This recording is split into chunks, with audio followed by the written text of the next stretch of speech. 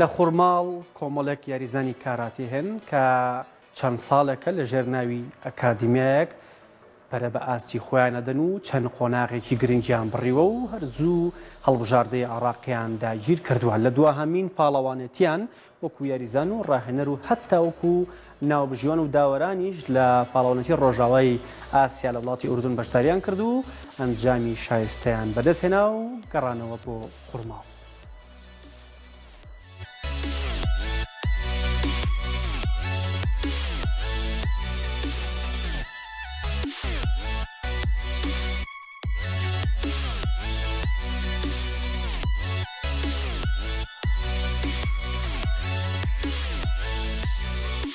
دوای بەشداریکردیان لە پاڵەوانەتی ڕۆژاوای ئاسیا لە وڵاتی ئوردون کە ئەکادیمیای کاراتی شۆتۆکانی خوڕماڵ بە 5 یاریزان و 3 ناوبژیوانەوە بەشدار بوو بە ناوی هەڵبژاردەی عێراقەوە توانیان ئەنجامی گەورە و بەرچاو بەدەست بێنن کە ئەمان چەندین ساڵە لە هەڵبژاردەکانی عێراقا نوێنەری سەرەکیان هەیە.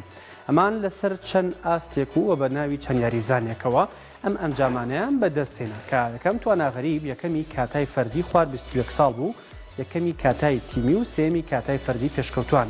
ئالان عەلی یەکەمی کاتای تیم و محەممەد ئەرکان لەی سێمی کاتای فەردی ناشئین و شەباب واتە لاوان و تازە دەگەشتوان و یەکەمی کاتای تیمی. هەروەها حەمزە بەختیار دووەمی کێشی ناقص 75 بۆ ئاستی پێشکەوتوان. هیوا حەمە ساڵحیش وەکو داوەرێکی ئاسیایی تایە بەشدار بوو لەگەڵ شوان کەمال داوەری ئاسیایی هاوکات.